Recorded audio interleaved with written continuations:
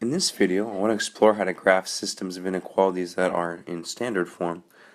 So in the previous class, we studied how to graph when they were already solved for y in mx plus b form. So in this video, we'll focus on when there's a little extra algebra required. So first, as a review, when I'm going to graph these inequalities, the first things I need to do is put them into a graphable form.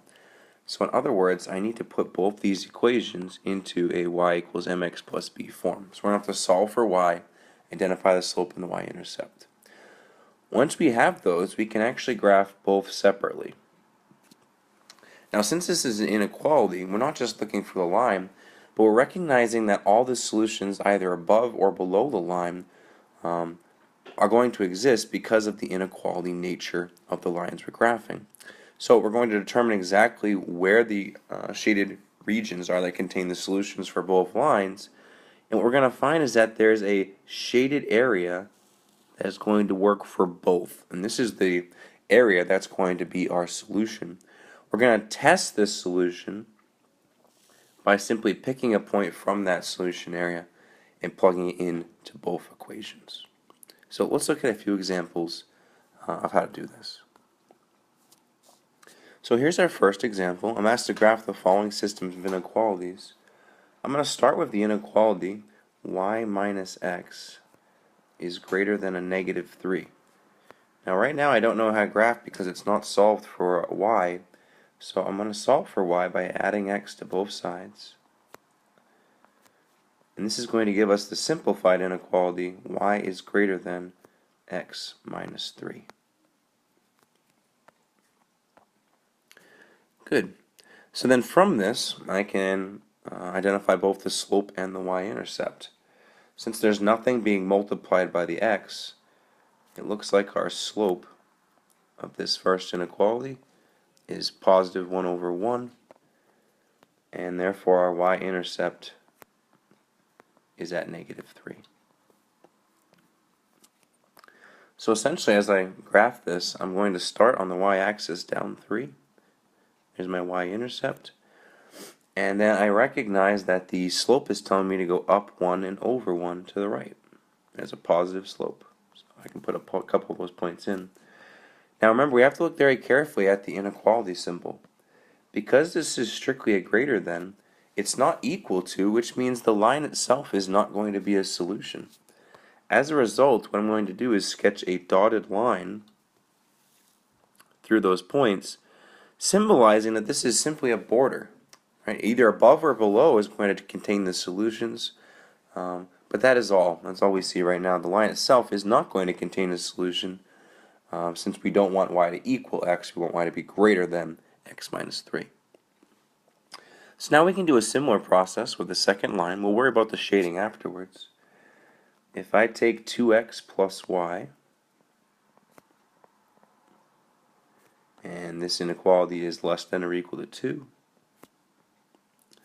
again, I need to solve for y. I need to subtract that 2x from both sides. And this is going to give us then a graphable form. Y is less than or equal to negative 2x plus 2. So very simply, our slope is negative 2 over 1. Notice how the negative 2 is being multiplied by the x. And then our y-intercept will be at positive 2.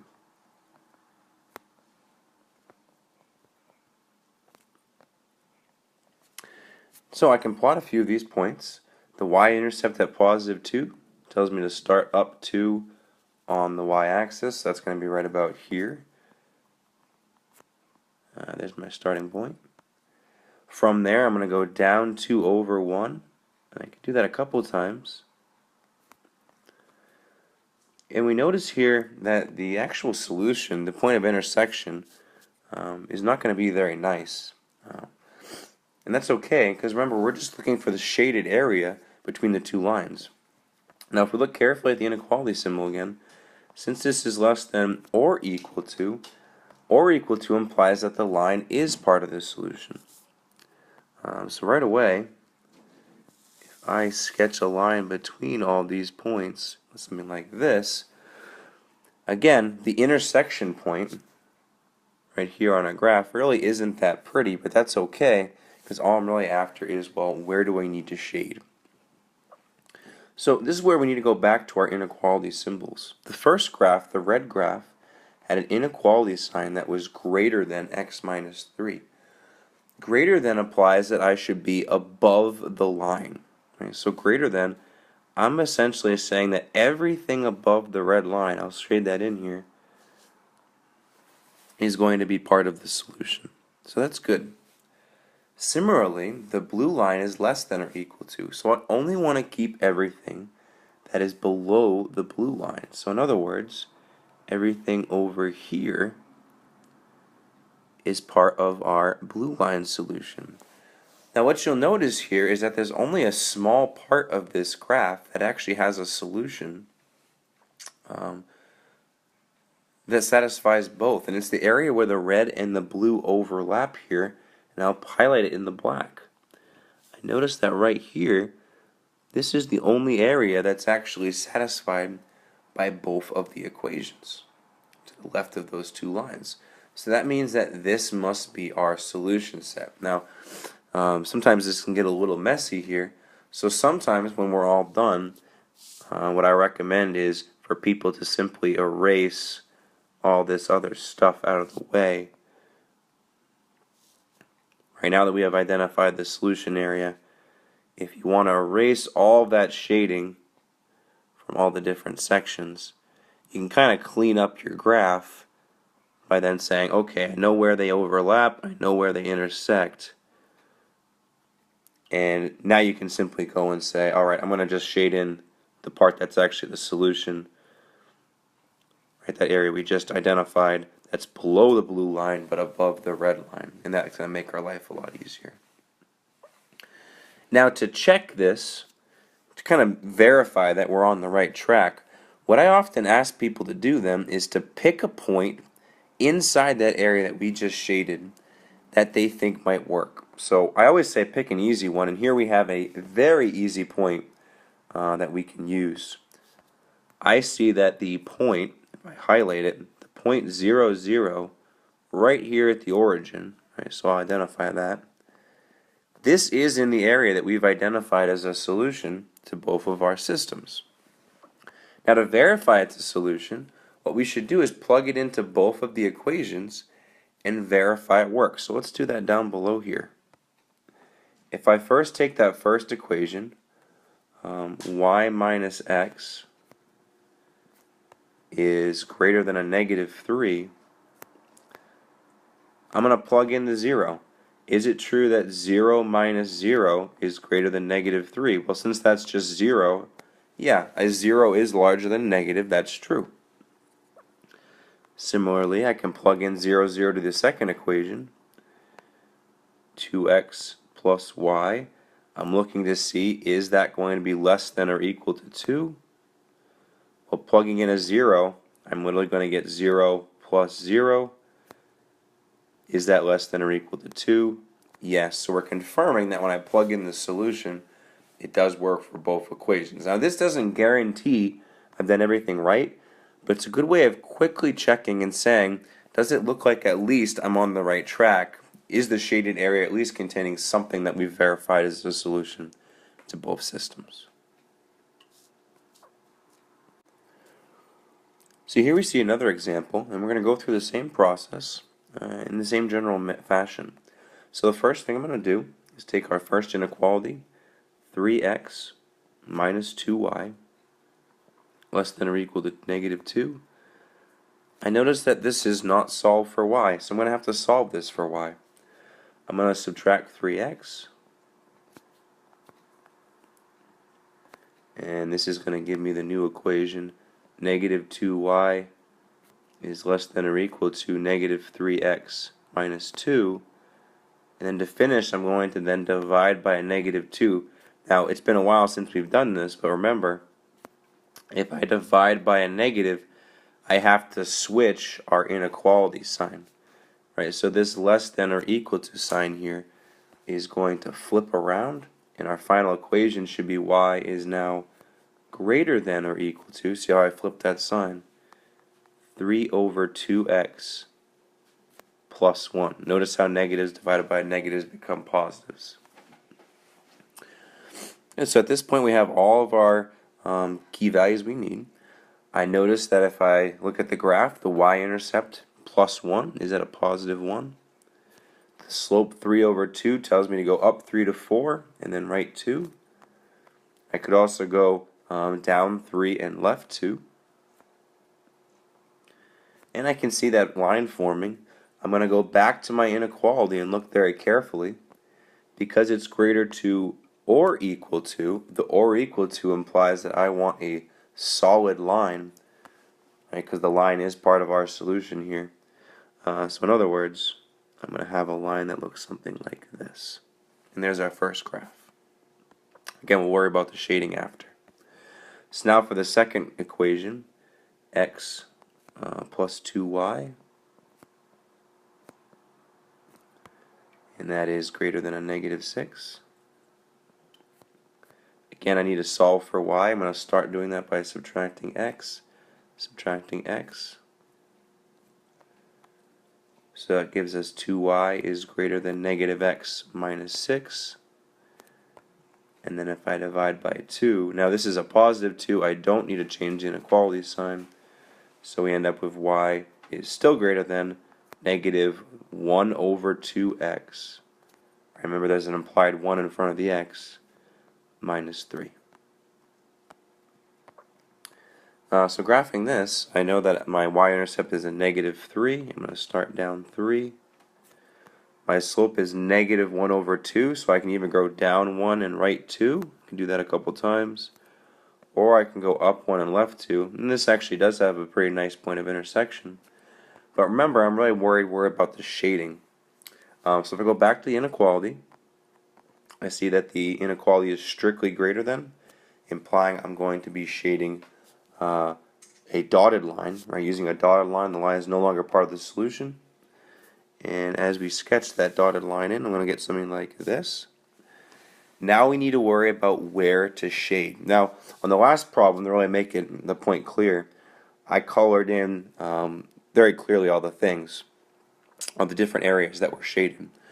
One thing that can help is to simply notice that when I draw these two lines, I've really created 1, 2, 3, 4 areas.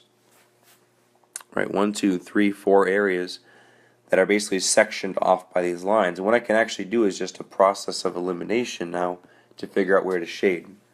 So if I start with the red line, the greater than or equal to symbol means I want to shade above the red line. Now what do we notice? Everything to below the red line is out. So see how section 3 and section 4 are both below the red line. Right, so I don't want those because those are below the red line. So I'm going to cross out those sections. This leaves only quadrants 1 and 2 that are above the red line, satisfying the first inequality. The second one is also greater than, implying I want to be above the blue line. Well, notice how 1 is below the blue line, so quadrant 1 must be out. Now this immediately implies then that my solution set must simply be quadrant 2. It's the only place that is above both the red and the blue lines, satisfying the fact that they both have a greater than or equal to symbol. Now to confirm that this is true, it's not a bad idea to pick a point. You'll notice that 0, 0 does not fall in our solution set. So I'm going to have to pick something a little bit different. But I can still try to pick a number that's going to make our life easy. So I would say maybe like this point right here, negative 2, 0. I'm trying to pick something at least that has one 0 component. And here I can see that at least the y value has a component of 0. Let's plug that in, negative 2, 0. So if I pick the first equation to check, 3x minus 2y, 3x minus 2y is less than or equal to negative 2. I'm going to plug in this point, so I'm actually just going to drop them right in there. The x I'm going to replace with a negative 2. So that becomes a 3 times a negative 2. And the y value I'm simply going to replace with a 0. And what we notice then is that this simplifies down to 3 times negative 2 is negative 6. The next term becomes 0, so is it true that negative 6 is less than or equal to negative 2? Yes, so far we've confirmed it. And at this point, it's always a good idea to check that second equation as well. That doesn't hurt. So if I plug into our second equation, x plus 2y is greater than a negative 6.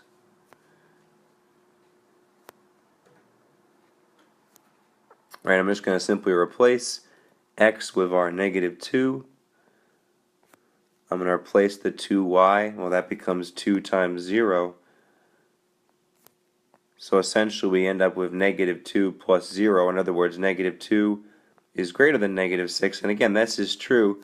Remember, a negative value, negative 2, is actually larger than negative 6 because it is less negative. So we've confirmed that this is true. So now for the last example, I'm again going to solve both of these equations for y. So quickly, if I start with x minus 3y is greater than negative 6, we can quickly go through this now for the third time. I'm going to subtract x, give me negative 3y is greater than negative x minus 6. Then I'm going to divide by a negative 3, and I'm going to write this out because it can be tricky. Since I'm dividing by a negative, I'm going to switch the sign now to a less than sign. Negative over a negative then gives me positive 1/3 x and positive 2. So that means I'm going to start up 2. The positive 1/3 tells me to go up 1 over 3 to the right, or down 1 left 3 to the left. And now if I look carefully at the inequality symbol, it is strictly less than. That means the line needs to be dotted because it is not part of our solution. So if I sketch in that line, it should look something like this. So there's our first inequality. Now I'm going to do the second one. So 2x plus 3y is less than a negative 3. So we can write that out. 2x plus 3y less than negative 3. I'm going to subtract the 2x, so 3y is less than negative 2x minus 3. And then I'm going to divide by 3. Notice how I don't have to change the inequality because it's a positive 3 this time. It stays less than. So I have negative 2/3 x minus 1. So this tells me to start down 1. The negative 2/3 tells me I can go either down 2 and right 3, or up 2 and left 3. And again, we actually have a pretty nice point of intersection. But all I'm really concerned with is the graph. Notice that the inequality is again a less than sign. So I'm going to have another dotted line. As we sketch that in, here's my second inequality. So again, to help me narrow down where to shade, where this solution set is, I'm going to label 1, 2, 3, and 4. And now I'm going to think about, well, which section actually satisfies both equations. So if I start with the first one, if I look here at the y is less than implies I want to be below. Okay, so I want to be below the red line. Well, 1 and 2 are out because 1 and 2 are both above that red line, so that's no good. Now if I look at the blue line down here, I notice that I also have a less than symbol, so I want to be below the blue line as well. So if I apply that, well, 3 is above the blue line, so that means that 4 must be my solution set. Is the only area below, right, less than both the red and the blue line. So everything down here is now part of my solution. Good. And at this point, again, we could plug in a point and check to confirm that the solution is correct. I'll leave that to you. At this point, I'd like you to go ahead and take a look at the 3 on your own problems, and then we'll check back in on this in class.